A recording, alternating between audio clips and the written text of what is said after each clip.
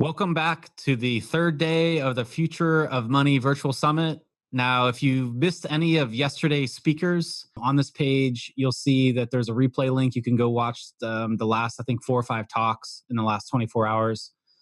Coming up to tomorrow, we have actually 5 talks. So it's a full day.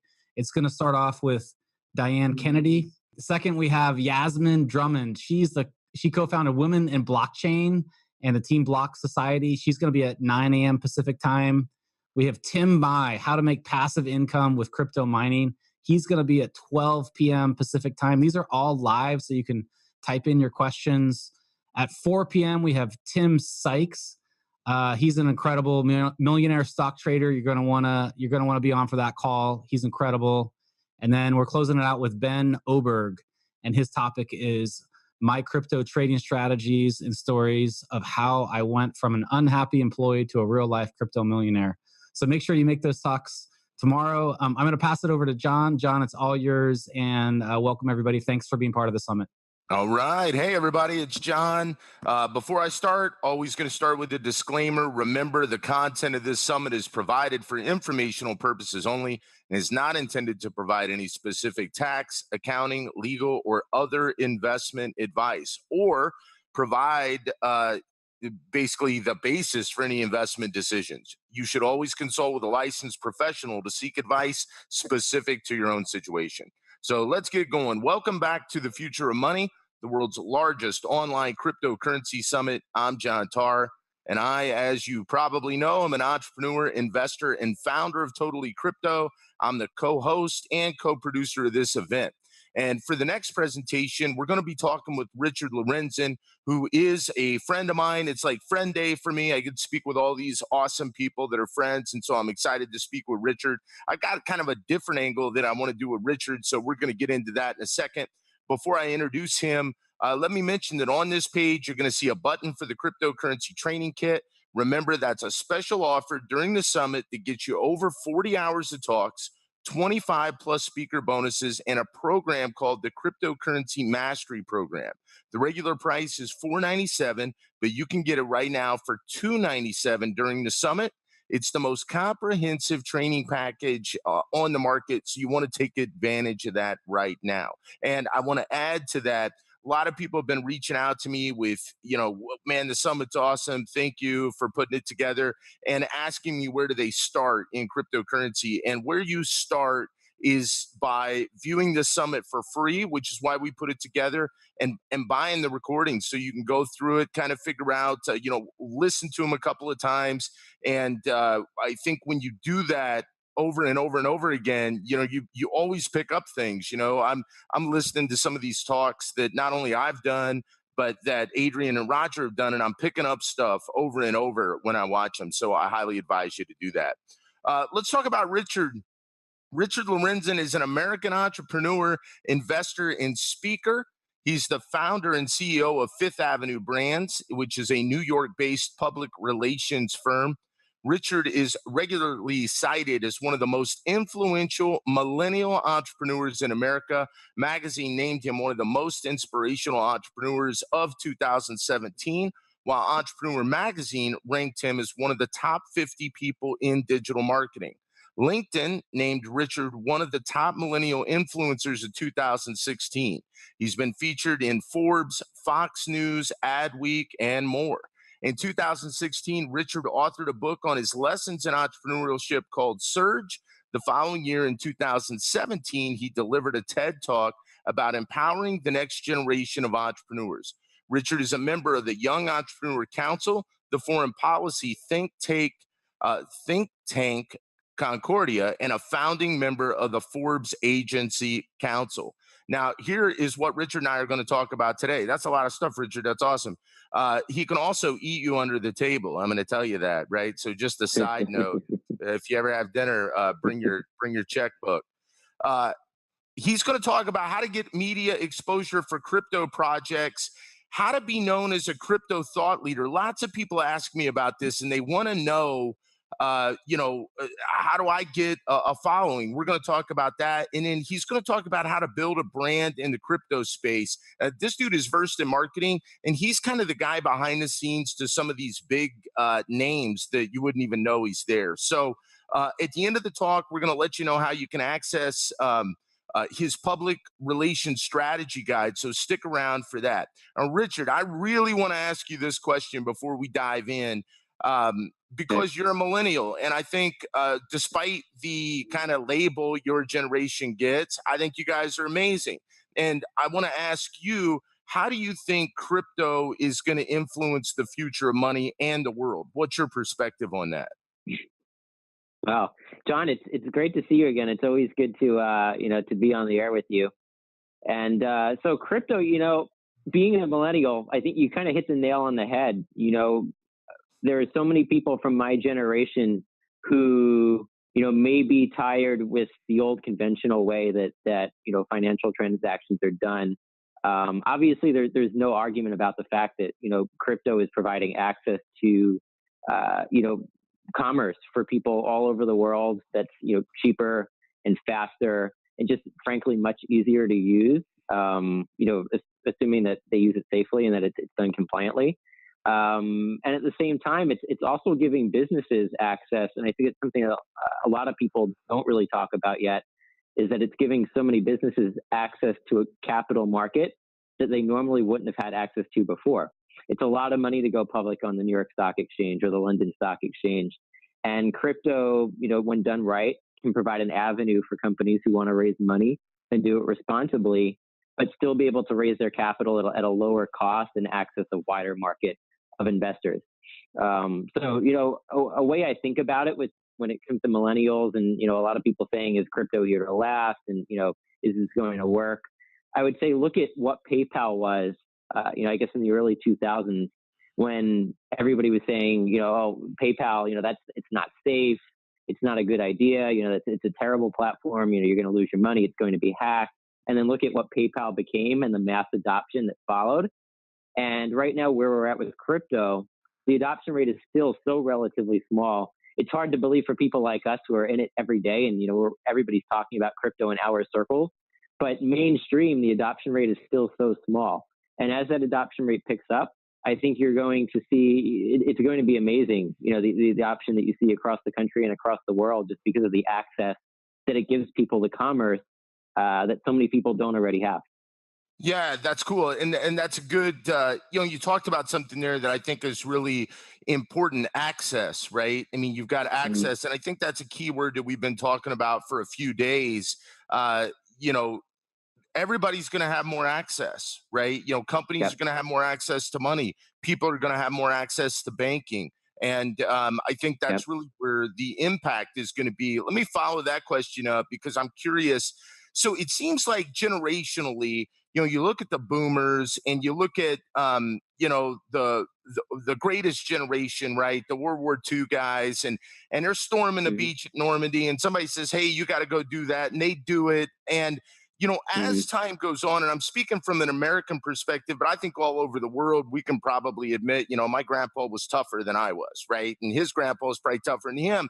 What's the point I'm making? Well, as time goes on, the more we evolve, the more we say, F this, we're not doing it like that anymore. Like, that's crazy. And if you want to do that, you go do it. But I am going to do it my way. And I think millennials are more like that than anybody.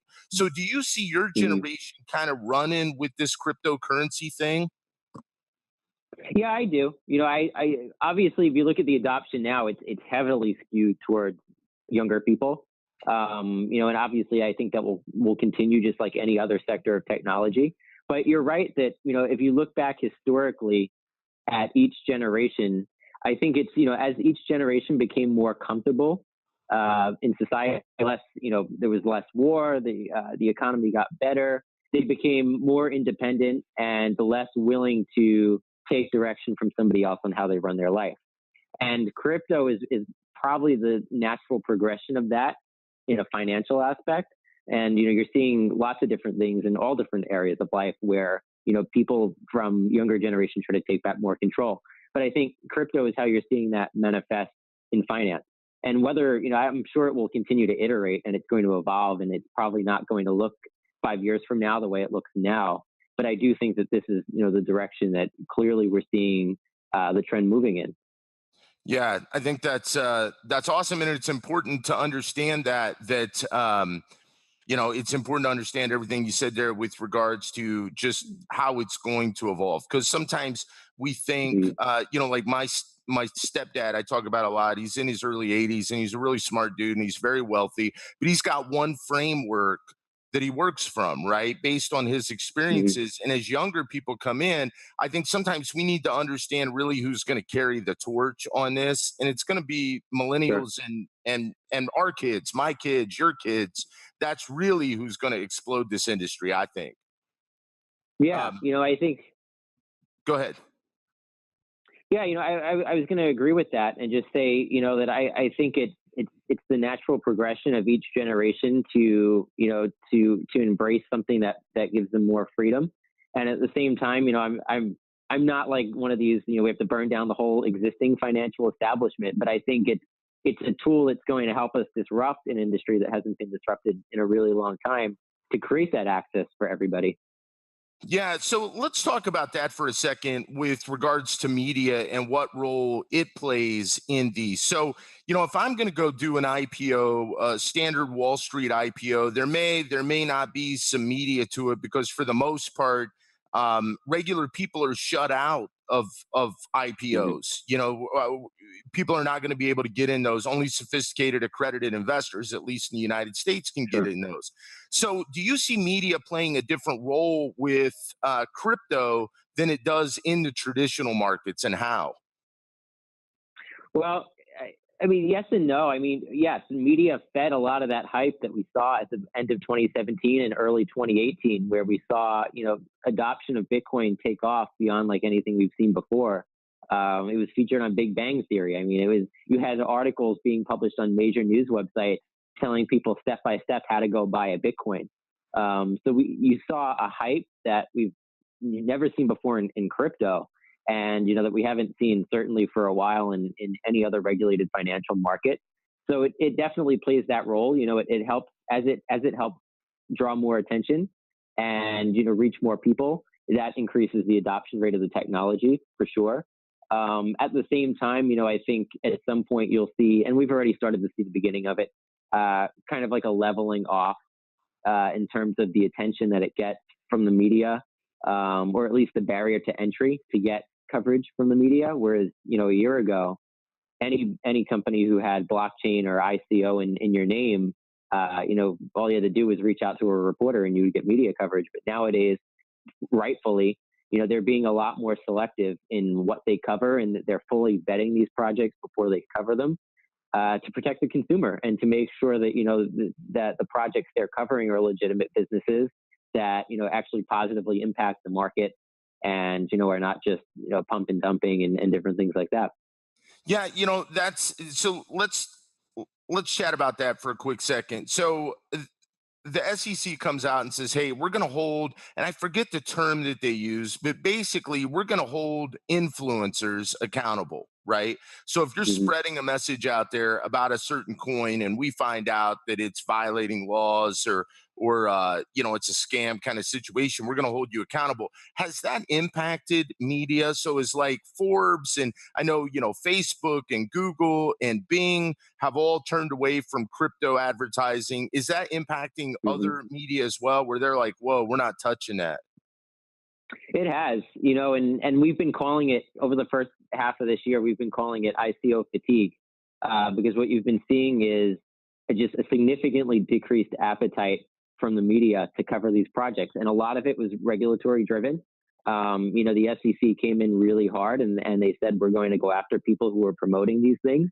And, major news organizations don't want to be left holding the bag for having promoted something that might have been an unregulated, security that wasn't compliant and ended up, turning into a securities fraud situation. So for sure, we've seen a decreased appetite there. And, I think, I don't think that will last. I think as adoption increases, you're going to continue to see more media coverage again, but it's going to be a lot more calculated. It's going to be they're going to vet it just like they would be vetting, any other company that's going public or raising money. There's still plenty of media coverage out there for companies who are raising money in, whether it's a Reg D situation or companies that are pre-IPO. But the way that it's covered, you have to be careful. Obviously, there's a lot of regulation around advertising as well. So you have to be careful about how you talk about it. But news is still news. And if there's a significant story that's actually impacting the market, it's still going to get covered. But there has been that fatigue. So here's a question. You're obviously a big media guy. I mean, office at the Rockefeller Center. You live in Manhattan. I mean, you're at the center of it. So I saw a thing the other day where CNN said that Fox was a propaganda machine.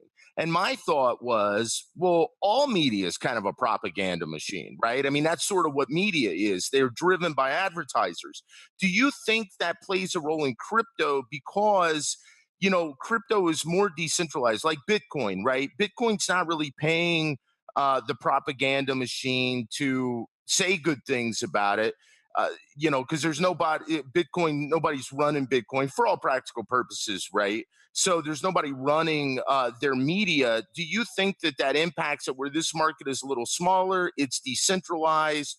I'm not saying there's a conspiracy. I'm just saying who's driving this machine? Because if I'm CNN, and I'm not saying I am, and I haven't spoken with anybody at CNN or anything like that, but it's like, how am I getting paid, right? Like, how am I getting paid to cover this stuff? And if nobody's paying me, or my buddy from Goldman Sachs isn't calling me on the phone to get something going, I don't really have any motivation to run it. Do you see anything like that, or am I just completely baseless?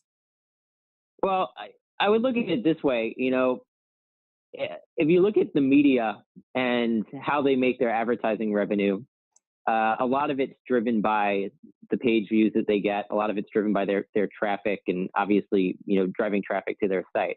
So there's definitely an incentive there for them to cover news that is going to get more traffic, whether there's ad dollars behind that or not. I would say that, most reporters, are covering stories that they believe are going to inform their audience and educate, their readers. But at the same time, they are looking for those stories who are going to drive traffic. And whether, that's an industry that's paying for ad dollars or not, that in a way, it still does help them drive their ad revenue. Just because if you cover a story on Bitcoin, and Bitcoin's a huge topic right now, everybody wants to read about Bitcoin, and you put up an article on Bitcoin on your website, you're going to get a lot of traffic to that. You're going to get a lot of people clicking it on social media, and all those page views do ultimately help drive your advertising revenue.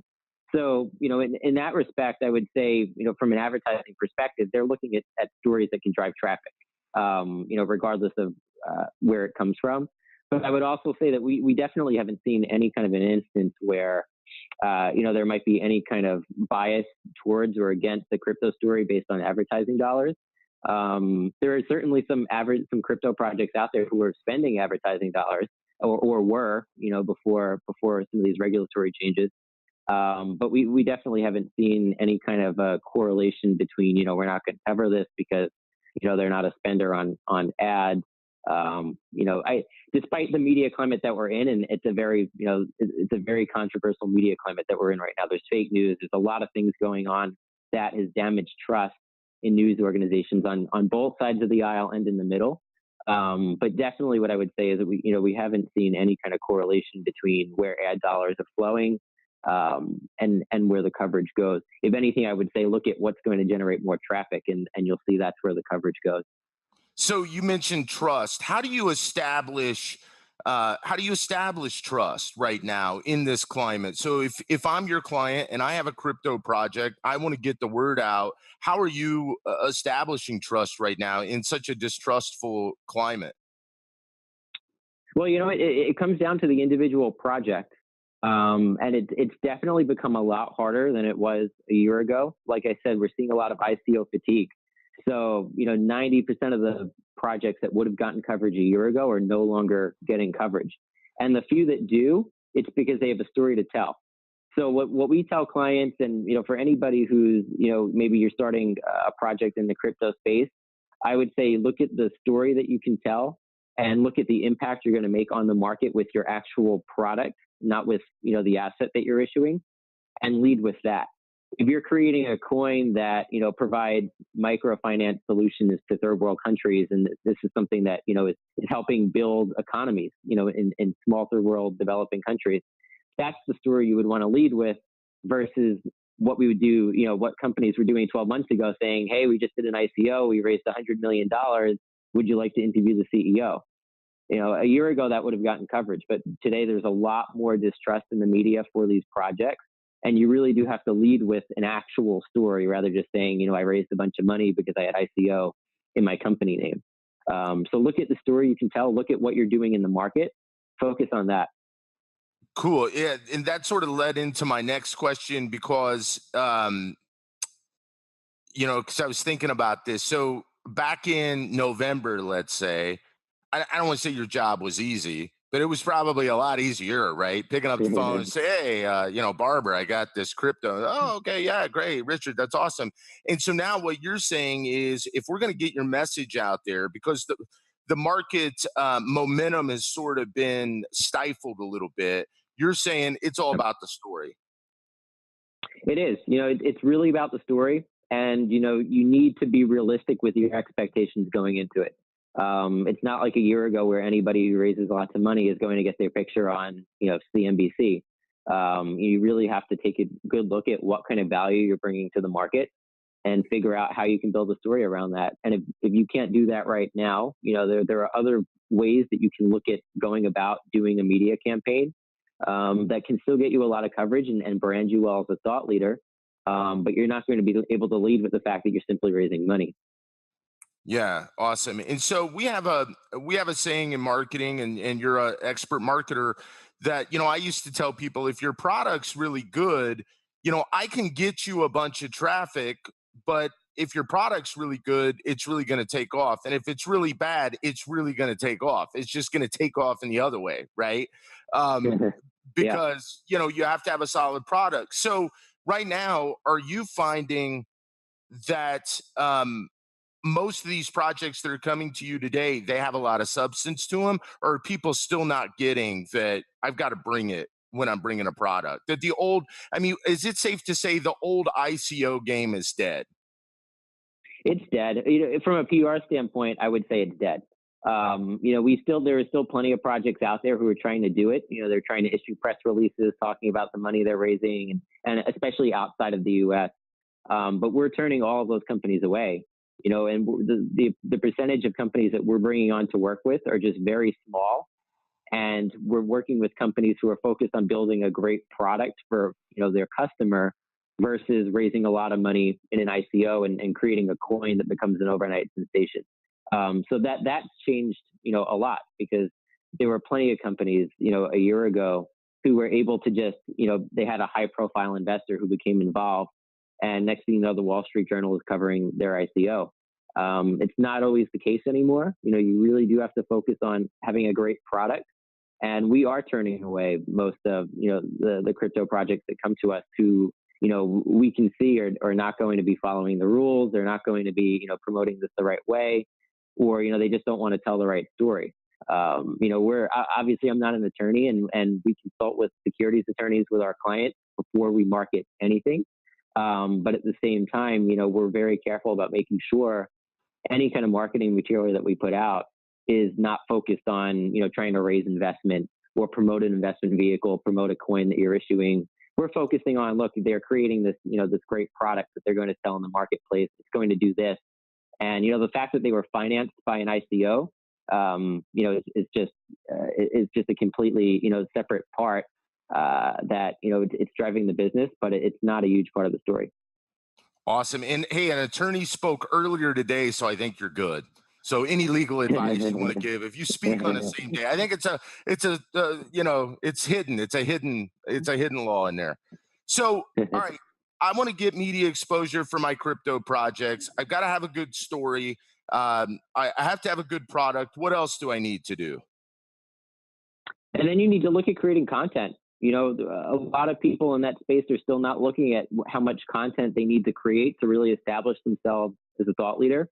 And it doesn't always need to even be about your company. Look at how you become a thought leader on blockchain in general or on the niche that you're in, and start contributing articles maybe to, a publication. Start writing a blog online. But the more content that you create and the more value that you can share in that content in terms of advice, insights that you've learned, things that have worked for you that you can share with other founders in the space, that's how you become that thought leader. So constantly look to be creating that kind of content. It doesn't need to be, a cover story on the New York Times. It could be writing a blog. It could be a contributor, opportunity at a site online, a financial website. But be looking for opportunities where you can create that content that positions you as a thought leader. And then when you find them, give away, good content, create good information. Cool. And what do you think about, I've always noticed on social media, and I'm certainly not an expert at what you do or anything like that, but I've noticed that every time we do something, whether it's a video, a Facebook Live, an article, it leaves this social footprint, so to speak. So is that something that Yep. you're really trying to get for your clients? And by the way, that can be a good and a bad thing. Yeah. Yeah, it is, and it goes back to the quality of content. If you create a piece of content that's great, it's going to get traction. It's going to get people who share it on social media. It's going to get more traffic. It could even go viral depending on how you distribute it. So it goes back to really creating good content that has valuable information in it. And then also knowing how to get the right channels to distribute it. Whether you're, going to news publications and asking them to syndicate it, whether you're reaching out to other influencers in the space, a lot of whom have spoken at the summit, and getting them to share it on their social media. But how you distribute your content is also great, is also really important, because you can create great content, but if you don't put any kind of effort behind distributing it, nobody's going to read it, and then you're just wasting a lot of time and maybe even money. Yeah, awesome. Well, I think that's a really good point, because you could be the best person on video. Nobody ever watches you, Yeah. right? You can be the best actor or actress. Nobody sees it. Doesn't make any difference. So I think that's a really good point. Here's what I want to talk about. So I get a lot of people coming to me who they've got a lot of money, right? So they've got dough, but they've also got a lot of ego, and they want to be a thought Mhm. leader. They're like, I want to teach people. And a lot of people are called to do that from an impact kind of thing too. They want to have an impact. They've made some money. They want to carry their message, whatever it is. And I love it. I think that's great. Uh, in addition to content, what else can people do to be a thought leader in this space? You really have to look at how you can reach out to the other people in the industry who already have that status that you want, and find ways that you can collaborate with them, find ways that you can bring value to them, whether it's, social media influencers, whether it's bloggers who cover the space. Reach out to them and start developing a relationship, start engaging with their content on social media, and look for ways that maybe you can go on their podcast, or ways that you could do a social media collaboration. Maybe they can, share something of yours. Look for a way that you might be able to do a short video with them. Maybe you can interview them, for your website or for your YouTube channel. But this is one of those things that it's people, it's really a people driven thing, that if you want to build up your influence, you have to associate with the other people who have influence in your niche. And those are the influencers. You have to reach out to them and build a relationship with them, and find out how you can collaborate with those people. It's really a people-driven thing. It's not really something where you can sit with your laptop and start a spreadsheet and say, here's the 1, 2, 3, 4, 5 steps to becoming a big influencer who has 1 million followers on Instagram. It's really a people-driven thing.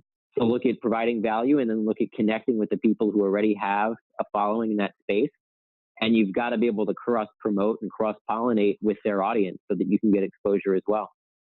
Yeah, I think that's good. You said it's people driven. I think that's really important. So many times I see people that want to be thought leaders, and they think that equals doing a video rant, right? Like lecturing people. And it's like, no, that's not a thought leader, right? Like a thought leader is listening to the audience, and you want to help them. Do you see that the biggest thought leaders are maybe leaders, right? They want to help, Mm-hmm. and they want to lead. What do you see out there? That's exactly it. You talk to anybody who's big in the space, at least most influencers that I've dealt with have all been people who were very generous with willing to provide time or, willing to collaborate with somebody else who could also bring value. It can't be a one-way thing. You have to bring value to it. But most of the time, these are people who truly are leaders in their space, and they want to get to know other people in the space. They want to work together. They want to partner and collaborate. So again, it because of that fact, because it is a people-driven business, you really do have to have that attitude. Even once you make it and you have 1 million followers on Instagram, you still need to be able to collaborate with other people, reach out to others. And that's how you continue to build. It doesn't always need to be a one-for-one exchange, but it's not a one-way street either. There needs to be value from both sides. And if you do that with enough people and you're also creating value and you know what you're talking about, you will build an audience. It's kind of a science more than an art. And if you do the right things and you take action consistently, you can build that audience. Yeah, can I name one of your clients on here, or should I not say one of your clients? He he's smiling like I don't Sure. know. So Sure, Tim go ahead. Sykes is one of your clients, Yeah, right? Tim. And, and one of the things that I love about him, because I follow his stuff, and I'm not really a penny stock trader, but I love following him. And one of the things that I see with him, he cares. He really does. He Mhm. cares about the people that he works with. He's very unabashed and opinionated, but not in, for me, it doesn't like, he's not opinionated in a bad way. He just kind of tells it like it is. Yep. But here's the thing that I wanted to bring up. He engages with his community. So when he makes a Yeah. post, he's not just sitting on a white horse like, hey, people, here's what I had to say, and adore me. People they're interacting. And I think that's what being a thought leader is all about. How do you get people to Yeah. interact with this content? Yeah. Yeah. If you look at Tim specifically, Tim has a huge following on Instagram. He has over 1 million followers. And he grew very quickly. He's probably one of the best people in the space when it comes to creating content and understanding the content that his followers really want. And at the same time, like you pointed out, he's very generous. He engages with everybody in his community. He does podcast interviews with people who reach out, people who are fans of his content. He gives a lot of money back to charity, and he documents that on his Instagram, and that's been a huge driver of growth for him. Because people can really see, the person who's behind that profile, the person who's behind the business, and see that he cares. And he's done an amazing job doing that. He's built his foundation, and he's given back through that. So if you're looking for somebody to follow who provides a formula for like how to really connect with people and do it the right way, he's doing it. Awesome. Yeah, I think that that's a big believer, because someone like you, if anybody that's watching this wants to go hire Richard, you should hire him to do your PR. The problem, though, Richard can't help you if you want to be that white horse guy where you just want to puke on people and tell them your thoughts and not engage and care about them. Am I right about that? That's it. Like I said, it has to be a two-way street. It can't just be you talking to a camera all day long and expecting people to, just follow you and fall all over you. There has to be an exchange. You have to add value to your community. And again, you need that distribution. So you need to connect with other influencers as well. You could be great on camera, but if you're not getting that distribution, nobody's going to see it. Now, let's go into branding. There's something that I want to mention here because it kind of goes with this whole, you know, working with influencers and being connected to your community, right? And so many times, entrepreneurs or people in business, they see a bright, shiny object, like let's say the crypto space. "Oh, I'm going to go make money. I'm going to be a thought leader in that space." Where really they don't care about the market. They don't know about the market. It's nothing like that. I was watching on Amazon American Playboy, which is all about Hugh Hefner and the Playboy, empire that he built. And one of the things that he built was a brand. And you talk about building brands, and Playboy became this brand where, and I don't care like what people's personal beliefs are, or Playboy's good or bad. I'm not talking about that. I'm talking about the brand became iconic, and he was able to take that brand and move it. Like he had, clubs, he had a magazine, he had all kind of Playboy things that became brand. But the brand, in my opinion, was a signal of his passion. Or it was a symbol of his passion, right? And you knew that he was passionate about that. So when you talk about building a brand, let's say in the crypto space or in any space, what are some of the ingredients? Is passion a main ingredient there? It is, it definitely is. I mean, the passion that you have comes through in your content. So, if you either have it or you don't, and if you don't, it does come through in the content. People pick up on that lack of energy, and it makes them, less energetic and less enthusiastic about following you and continuing to consume your content. So that is a big piece of it, and when you look at what is a brand, one of the ways that we define what is a brand is essentially a face for your project, for your organization, whatever it is. It's a face, and it has to have some sort of a personal human aspect behind it. There needs to be a story there. So you need to be able to tell a story about what you believe in, what you stand for, what the company's values are. And people need to feel that they can connect and relate to that rather than just, buying a product because it has a better mousetrap or a better widget or it's a better price. Building a brand is not about that. There are plenty of people who buy a brand that's way more expensive than the other options on the market. And, there are plenty of people who won't change their brand, no matter what else comes out into the market. And it's because of that personal connection that they feel that they have. And you have to find a way to develop that. And that's like building, it's like putting a face to an organization. It has to feel like it's a person, like it's a living, breathing person. It believes in things. It has causes that it supports. It has values. And of course, it has passion. Yeah. And so when you are bringing somebody in and you hear their story, how many people make the mistake of trying to be for everybody versus saying, yeah, hey, this is my brand and, I'm not for everybody? Mm. Where's the polarization help you in building the brand? Yeah, I mean, most new businesses, I guess, are trying to be everything to everybody in the beginning. And, from a logical standpoint, you can kind of understand it as a new entrepreneur. They're trying to do whatever it takes to get revenue, to get sales in the door. But what you learn very quickly is that you can burn out that way. And it's just very expensive. If nothing else, it's very expensive to be everything to everybody. It spreads your marketing resources thin and a whole bunch of different things. So you need to figure out, number one, what I would say to look for is, number one, what audience are you creating the most value for out of everybody? What's the number one way that you're doing it? So you may be selling 50 different products or services. Look at what's the one product or service that's creating the most value, and what's the group of people that it's creating the most value for. That's probably, that's the group that you should really be focusing 90% of your time on. Forget 80-20, 90% or more. And from there you can figure out, well, what matters to those people? What values do they care about? What causes do they care about? How can we connect with them? And create a brand that's relatable for those people. So that's what you need to keep in mind. Would you say that you should identify with your brand, or does that not matter? Meaning, if I probably shouldn't go into the women's space, right? Because I don't wear, let's say, skin lotion. I don't wear that. I don't know anything about it. How could I ever build a brand around that when I have no passion or no awareness for it? So, do you feel like identifying with your clients and the people that are going to be behind your brand is instrumental? I think so. And it goes back to passion, like you said. It doesn't really matter, whether it's a lotion product or whether it's, you're selling cars or you're selling a cryptocurrency. It has to be something that you have a passion for.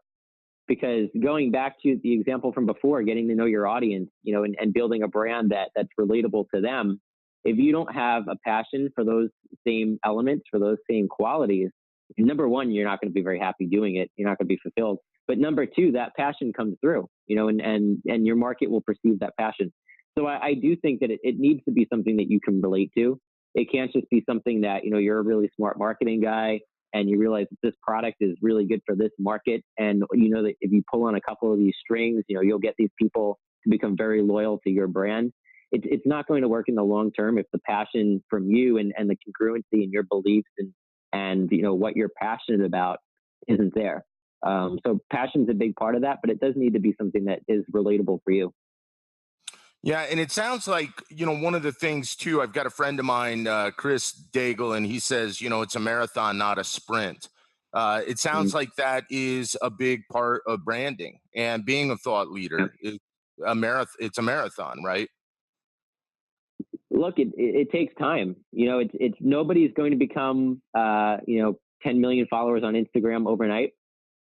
It takes a lot of time. It takes a lot of consistency. You need to be doing content, creating value, connecting with people every single day in and day out.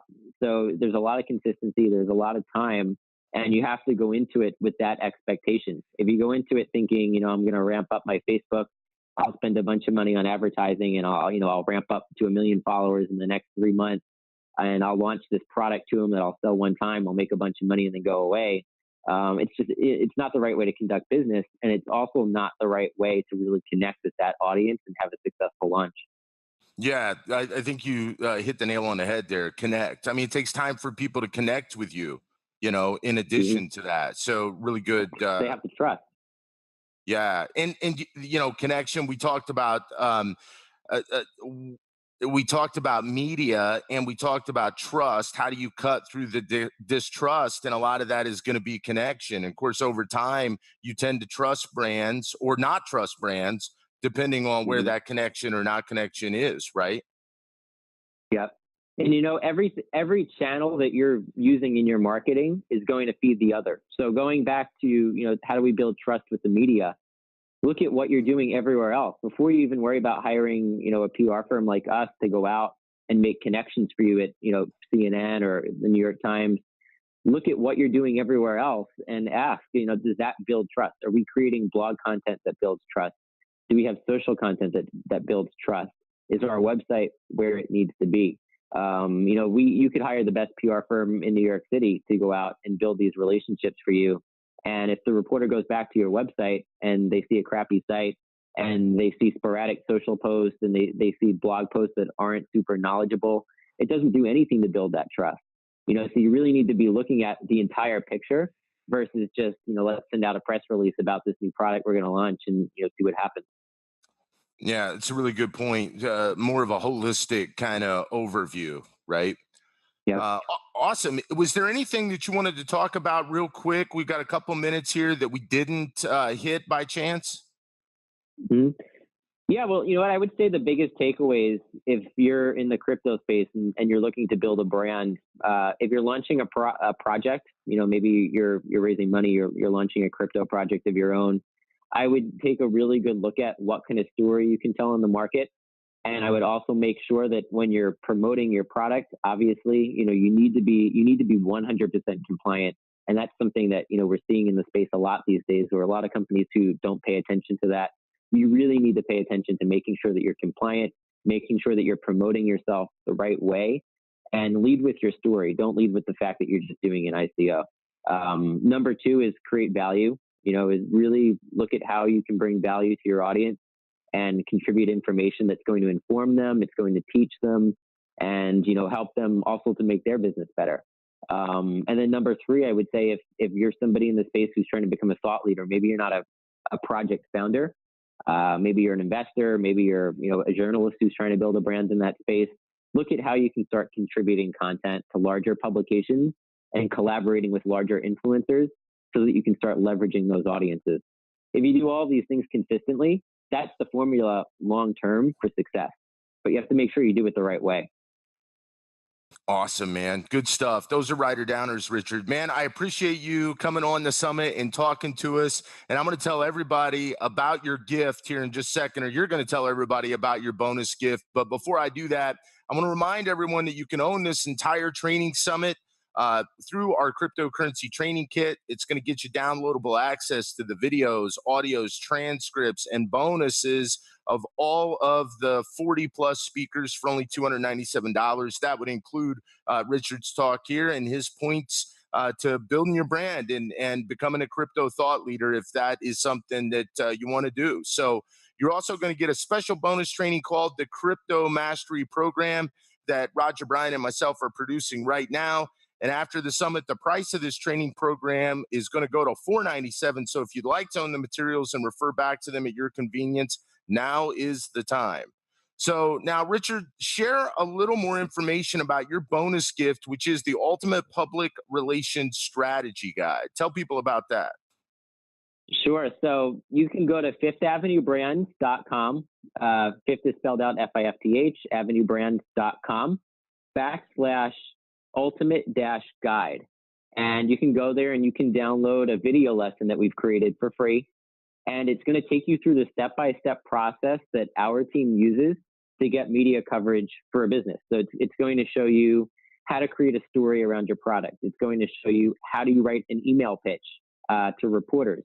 How do you choose the right reporters to send it to? This way you're not just sending it to everybody, and not making any progress or getting traction.